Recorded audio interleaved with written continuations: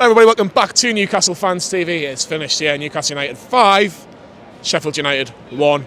Sheffield United are relegated, Newcastle United are flying, and this is the last word.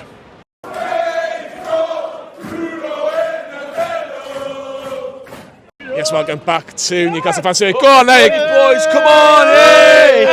Hey! We are the Johnny boys. Who's your man of the match? Gordon. Man of the match? Dubravka. Oh, do you know what it is? You know what it is? Well, at least you've seen a 5-star show. Hey, that's all the jokes you're getting here on Newcastle Fans TV. You're so lucky. There you go, another one. Yeah, I don't know where to start, but I'll tell you what I will say is that Newcastle have just beaten Sheffield United by 5-1 here with Lee. Me and Andy for the last word. Andy, let's start things off with the team news. Emil Kraft didn't start. Tino Livramento did. Harvey Barnes has also dropped because there was a formation change with Lewis Hall dropping in a left back. Happy? Yeah, I think the only change I would have made would just have Barnes in from the start and maybe have dropped Longstaff. I was half thinking maybe he might experiment with a 4-4-2. Obviously he's experimented the last couple of games with a 3-back, but it was nice to see things back to normal, back to the usual formation, and yeah, there's no major complaints really. Is it a case, Lee, that any team that Eddie Howe puts out is enough to beat Sheffield United with the greatest of respect? Yeah, we should be. First things first, we're on a hill. I'm only 5'9", but I look about 5 Shut up, I'm not having that. That's being generous, 5'9". And I look about 5'6" today. This is the tallest Andy's ever been in his life. Yes, we should be beating Sheffield United regardless, and that's not being disrespectful because where we are in the league, we're fighting for Europe. Sheffield United have been battered and the goals conceded column is just, well, we've seen it from the second half, but no matter what side, within respect, we expected 3 points. I said 4-0. So I wasn't that far off. Still wasn't right though. That's the problem.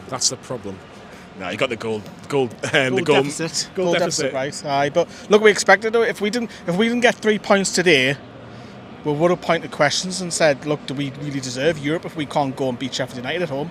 It's a banker. The last time we played Sheffield United 3 days before we took on AC Milan. This time it was Crystal Palace. I hope you enjoyed your trip. That was no, not the Palace trip, but the Milan that week was brilliant, wasn't it? It was unbelievable. Andy, it was the worst possible start from a Newcastle United point of view. Sheffield United took leading. It was a great finish from Ahmedhodzic. I've probably got that wrong. I know I've got it wrong. You can tell me in the comments I'm wrong on that pronunciation. But great header, good goal. Sheffield United deserved to be 1-0 up. They actually looked half decent, to be fair to them. Yeah, it was a good game first half, and it was very frustrating to watch. Didn't look like we knew how to pass to each other, especially down the right hand side. The ball was just getting stuck. Everyone was getting angry behind them as well, and it was just, I don't know, it started to look like, is it going to be one of those days, are they going to hold this out? And then luckily we turned it wrong before we went in, but the most of getting the bollocken of all bollockens at half time. Surely he's like, I'm surprised Eddie Howe has got a full hairline after that first half, because it was just frustrating. Shut up. Less of that. Shut up. Honestly, I've had enough of him. But and the serious question though, Andy, what was the one thing that was so bad about that first half performance, or was it just Sheffield United being very, very good at what they are in terms of just keeping it close together, keeping it neat? Yes, they might not have a lot of quality, but they certainly frustrated Newcastle. Yeah, we were making a load of mistakes, giving the ball away, and then it was just getting stuck. We weren't progressing up the pitch. Again, over the right-hand side, it seemed to be there a lot, and it just wasn't happening. I think between Murphy and Longstaff, the movement wasn't there. You can see Livramento was trying to carry the ball forward. You could tell something wasn't quite right with Shaw, I think, in the first half. He looked quite lame.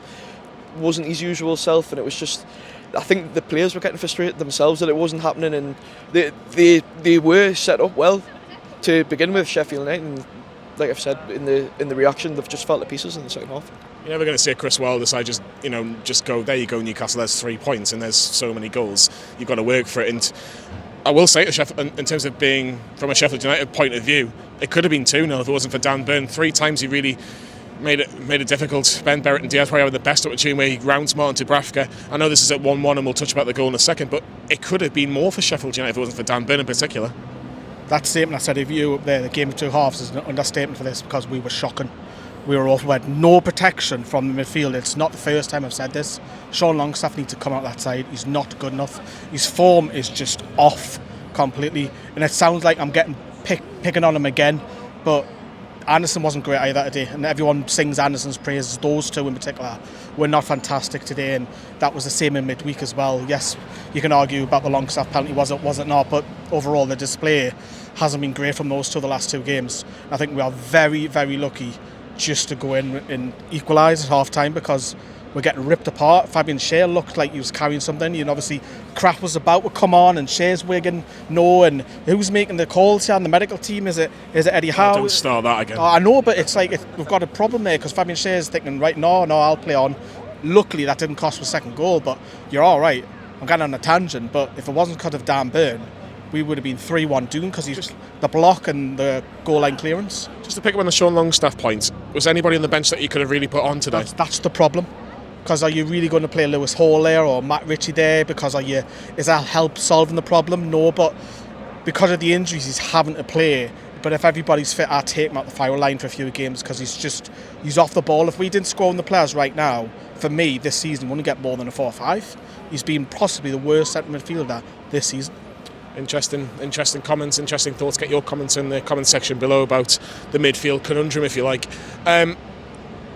Andy, Alexander Isak is a massive goal threat at the best of times, but he wouldn't have got that chance to let that ball from Jacob Murphy. Now I know people are talking about the fact that Jacob Murphy should have really started, should have been Harvey Barnes, but it's an absolutely fantastic ball, and Isak does what all strikers do well at that point. 1 chance, 1 goal, and 1-1. Yeah, brilliant ball. You're right. And just Isak is the coolest striker I think we've ever had, and I'm still adamant he's going to finish top scorer in the Premier League this season. I think he's got it in him to just keep scoring, and the amount of braces he's had, that hat-trick's going to come at some point before the end of the season. Whether it's Burnley away, I think it might be Man United away. I think we'll go down there and stuff them at the minute, but no, very cool, very composed, and it just showed how bad they are. You know, it was so easy of a goal, and I think that kind of made us think, right, okay, we're back in this. They're not very good, and it set us right to come out the second half and finish the way we have. But before the goal, it did look like it was going to be one of those afternoons where it's just not going to go our way, and maybe they would have taken 3 points.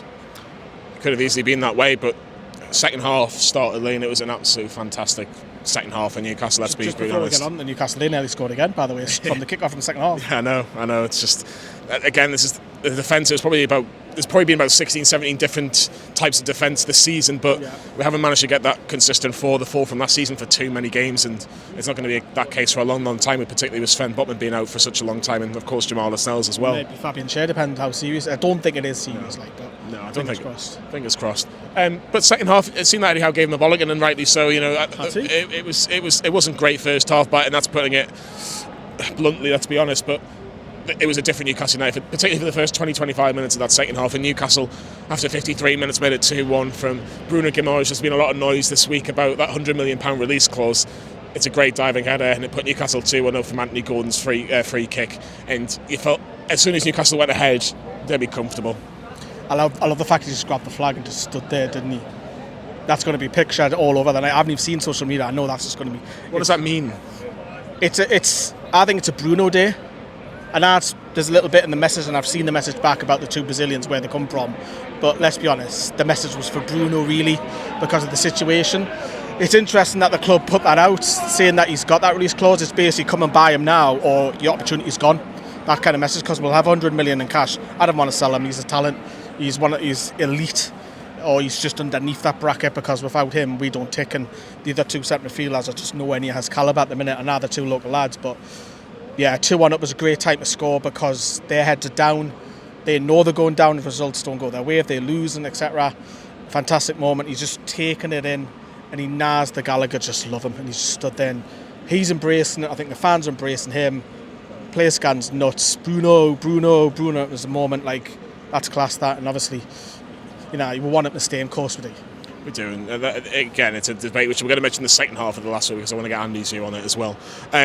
Anthony Gordon was an absolute menace in that second half, and at 2-1, I just want to stand here, Andy, just to get you in the shot. 2-1, and you just think, can Newcastle get another one? Because Sheffield United, their heads just dropped. They're thinking we've played well, but we're 2-1 down at that point in time. And it was 3-1 pretty quickly, and Anthony Gordon goes down from a Mason Holgate challenge. It was a bit of debate whether it was in or out the box, but VAR decided it was in the box. Isak steps up, and you feel so confident. I know Sheffield United, but it's 3-1 and it's game over at that point.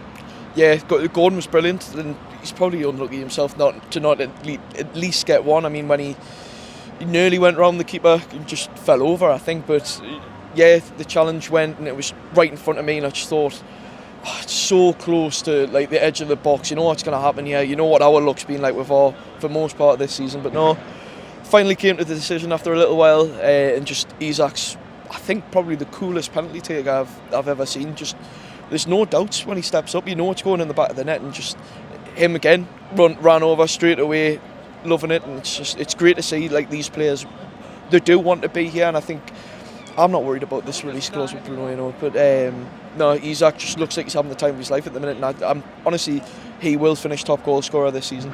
Well, that's moved him on to 19 goals now. He's only one behind Cole Palmer and Erling Haaland at the time recording. Cole Palmer is obviously played for Chelsea against Aston Villa, and probably by the time this comes out. That penalty is the key decision.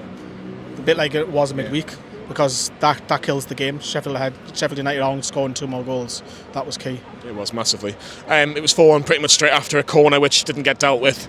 Ended up, I think, being an own goal, and it was 4-1. That was probably the poorest goal from a Sheffield United point of view, and it was the goal that Newcastle fans went, oh, that was nice. It was lovely. It was 4-1, and if it wasn't over before at 3-1, it certainly was over at 4-1, and it was very much relaxed atmosphere after that.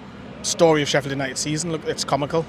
So you've seen so many goals go against them, and you just what will happen today if we get it right and we click in the second half? And it's given to Bruno, but I'm doubtful of that. I haven't seen it back, but it looks like an own goal to me. But if it's given to Bruno and he gets it, great. But because no one really celebrated, let's be honest. Initially I thought the closest player was Ellie Anderson, but definitely wasn't him. He didn't score it. I think it's an own goal, but it's forward how many you want. And obviously there's songs about Matt Ritchie coming on and his JVC, and yeah, the Toon fans are just enjoying themselves because now the game's won. 3 points is coming, and it's a relaxed atmosphere, isn't it, as I say? Yeah, Barnes and Wilson come on, Andy and Callum Wilson from a Harvey Barnes pass makes it 5-star second half performance. Yes, definitely second half. Yeah, I think those substitutions were Howe saying, right, go out and just get as many as you want, like play for it, and then obviously Wilson's goal was very well composed, and it's probably a big relief for him. You know, he's been out for a while, and he's not had the best of seasons by his standard, I would say, for him to go and put the ball away, and see he loved it. No, that was good substitutions. Harvey Barnes maybe that little bit quiet, didn't really get much of the ball, but just capped off a brilliant second half display. Definitely need to emphasise the second half. The first half was dire, but no, very, very happy with the result, and unfortunate for Sheffield United fans. Yeah, I'm sure they'll have a good night in Newcastle tonight. We'll probably see them in a few of them in the big markets. Alex Murphy did come on and gave away a penalty. Oh no, he didn't. It was overturned. It looked like one. It did from the Gallagher. I haven't seen it, but I was like, so as soon as you went, I went, that's a penalty. He looked like he was wrong side, but I tell you what, the referee was outstanding today. He was outstanding, particularly that decision at the end. It wasn't midweek. You can say that again. Are you going to start the Wenger boys chant or not? Why? What's happening like? Mateta scored a bit of a boom, boom, boom, boom, boom. No. Didn't fancy that, did you not? not? I was selling the Epic Graves. I thought, no. Yeah, we're not going to talk about the Crystal Palace game too much more. Videos are there if you want to watch Lee's reaction to that. But it finished Newcastle United 5, Sheffield United 1. Eddie Howe will be really happy with that. And I tell you what, his old team did him a little favour, and that's to come on the last word. But here is Eddie Howe with his thoughts after the game. We knew half-time was going to be important for us. I think first half we were, I don't need to tell you, we were well off it. Probably a little bit of tiredness from midweek, where first game in a while, and then of course very quick turnaround. But we knew it was going to be a difficult game. We knew Sheffield United were going to turn up and fight with everything they had to stay in the Premier League. They put a lot of balls in behind our back line. We struggled to deal with them, and we were lucky to come in at half-time level, and that was probably the big thing for us. It enabled us to settle down, tweak a few things, and come out with a much better performance. Scoring goals is something we have to do and we want to do. I've said many times, we want to attack. We want to be known for being an attacking team. Our team is always looking for opportunities to score and to excite our unbelievable supporters and play the style of football that's in keeping with the traditions of the club. So to do that is a great thing. But of course, it's all about winning games, really. It's not about scoring goals as such in terms of the number. It's about winning as many games as you can, and we've probably been too leaky the other way, although we've been free scoring. So it's certainly stuff for us to work on. And we are back. I think it was a tale of two halves when you hear Eddie Howe there. He wasn't very happy with the first half, but very, very happy with the second half performance. Can I just put in, Johnny, before we move on to the next bit? We could have quite easily come out here and kicked off. I'm not kicking off you, don't have to worry, mate. No, because if you think about it, if they do put their chances away, and again, if it wasn't, because they hit the ball, remember, as well, we could be quite easy. If they score that second and third, we don't go and score 5 today. No, but I think it's just, with the greatest respect, it's just they haven't got the quality. I think that's the thing. We are lucky today. If we're playing against Brighton, a mid-table side, we lose that today. Possibly. Joe's done some filming today, and he's been with the Swedish Mags. He's been speaking to everybody today, getting their thoughts on all different Newcastle United subjects, so make sure you give his video a watch. Big result of the day, Andy. Manchester United won, Burnley won. We all love Burnley. Massive Burnley fans, apart from next week. That's you. That's me. You who loves Burnley. But no, in all seriousness, a surprise result with Manchester United dropping points. Newcastle's still 7th, but it's only a point where I think most people thought it was going to be a 3-point gap. Yeah, and I mean, when that game comes around May 15th, we just need to go down and batter them. And I think we will. They're just looking absolute disarray, and hopefully they keep that form going into the cup final as well. Obviously means we can keep that Europa League spot looking nice, but they're just a shambles. They're a club falling apart, and it's brilliant to see, isn't it? It's just like, I love them memes where it's like, oh, you must be sick if you're enjoying this Man United downfall. I'm loving every second of it. I must be like as ill as anyone's ever been. It's just great to see. They deserve it. They're a rotten club, from the fan base to the players on the pitch to the board, everything. They're so entitled the way, hey, what do you call it, Ineos has been going on midweek about Ashworth and this, that and that, and haven't. But like, as long as they pay 15 million. But it's just great to see, and long may it be. I did a video this week with that Dan Ashworth. He's a disgrace in my opinion. He really is. He's basically gone, Jim, any chance you can go to arbitration? Slime ball. Honestly, absolute disgrace. It's simple. As I said in the video, if Manchester United really want him right now, pay the money. You know, at the end of the day, it's as simple as that. It's as simple as that. No loyalty whatsoever. No loyalty. As a former Manchester United captain who used to manage them lot down the road, he's got no loyalty. No loyalty. They can have Steve Bruce though, if they want Steve Bruce as the next manager. Take him, you can have him. You can have him. I'm still convinced he'll end up back at Sunderland. Ooh. Massive shout from Andy. Lee, when you look at the fact that Chelsea are playing Aston Villa at 8 o'clock, we don't know what the score is there, but if Chelsea were to lose to Aston Villa, they'd be 6 points behind and on the same amount of games. Would it be then a 2-horse race for 6th? So if that game's changed, you'll see a nice little graphic there, right there. Ta-da. There's the result if it's changed.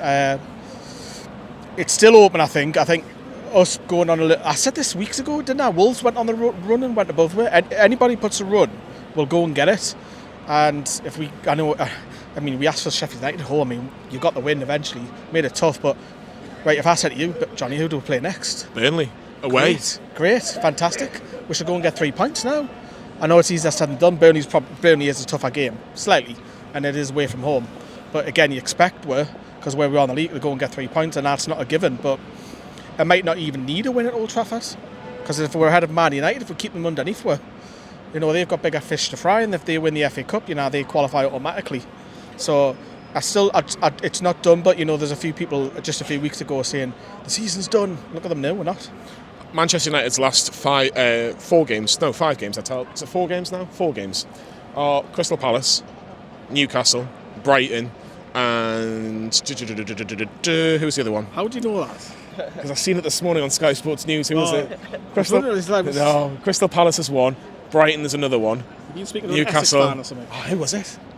It'll come back to me. But Newcastle's last 4 games are Burnley. They've got Brentford, Brighton, and Man United. When you look at those 4 games, how many points do you think Newcastle really need to get above Man United at the end of the season? The hardest game is Brentford away. Yeah. Because Brighton are on free for all. Man United didn't know what you're going to get. I know who the Man United game is. Who? Arsenal. Come on, Arsenal. Come on, you Gunners. So I think Man United got tough games there. Brighton, Crystal Palace away, and Arsenal and Newcastle at home. It's a tough run. It is, but we've got to focus on us. I think 9 points for them 4 games gets you it. What about you? When you look at those 4 games each? 12 points. 12 points. I love his We'll positivity. get 12 points. Yeah, I think when you look, I know Brentford on paper is a hard game, but we've went down there every season so far and won. I think that's the hardest. And we always create a good atmosphere down there, and it's always, I don't know, I just think that looking at them, you're right, Brighton's in a bit of free fall. Burnley don't know what you're going to get. They can give you a tough game or they can roll over. Man United are in total disarray, and just Brentford will always seem to get a result there. I think, I don't want to say Europe's more or less confirmed, but I think we're getting there. It'd be really interesting. It's a slight door open. Yeah. That's what it is. It certainly is. Creek. But it's a creek. It's a Dawson's Creek. There you go. God, that's an old school. Hey, you're showing your age a bit new, aren't you? I know, I'm nearly as old as you. That used to be on Channel 4 in the 90s. There you go. There you go.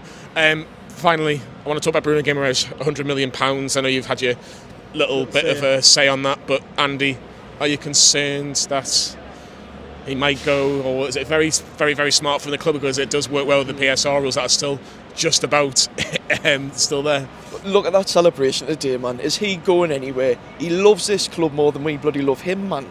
He's not going anywhere. I mean, that little period between May to June will be horrible because it'll just be a fresh rumour every day. But do you think he'll want to go and play for the likes of PSG or something like that when you've got that support behind him? We're a club on the up, we're going places. He's not going anywhere. Is it hard to turn down Real Madrid, Paris Saint-Germain, or even Manchester City with the fact that Man City's win trophies every season? I don't mind Bruno and Isak being linked to big clubs. Got no problem with it. But if we don't qualify for Champions League next season, they're off. Are we lucky They've got 12 months. If we don't get Champions League football this time next year, they don't need to stick around. Why do they need to show us any loyalty? It's Bruno. They've got aspirations to go and win things. If we haven't qualified for Champions League in 12 months' time, we can get 200 million off those two players. But is Bruno that good that he needs to be playing Champions League football right now? That's why I think he'll give another year. I'm not that worried that the release clause is there. It's like, great, if you want it, give £100 million. We'll invest that straight back. We're now that. So it's open. It's a PR stunt by the club to say, look, it's there. Come on then. Otherwise, once that opportunity passes, we want more. It'll be really, really fascinating. My view on it is that I think Newcastle United will be very lucky to get another year out of Bruno. And if they do, thank God that we do get it. But whether or not Newcastle finish in 6th, 7th, wherever they finish, I just think he's that good of a player. He deserves to play Champions League football. And the biggest club in the world come knocking us in Real Madrid. How can you say no? How can you say no? Similar to his pal, Paqueta. How long does he give West Ham? I think Paqueta's already off to Man City by the look of it.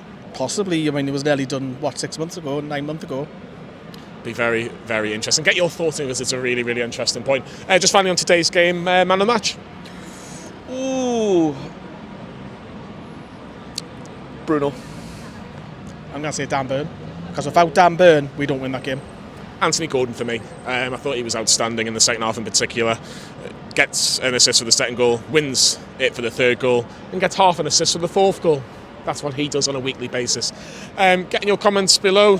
Let us know who's man of the match. What do you make of the Bruno situation? And Newcastle going to finish above Manchester United for the first time in God knows how many years, the first time in Premier League history. Let us know in the comments below. Next week, me and Lee will be at Burnley. Burnley! Can you believe it? Lee will also be at the West Brom game, West Brom versus Newcastle in the women's game next Sunday. So you've got two fantastic vlogs. And the end of season party. I know. What a party that will might be. A few sight. I might have to put some music over the top of copyright, but enjoy it. Yes, it'll be a fantastic evening.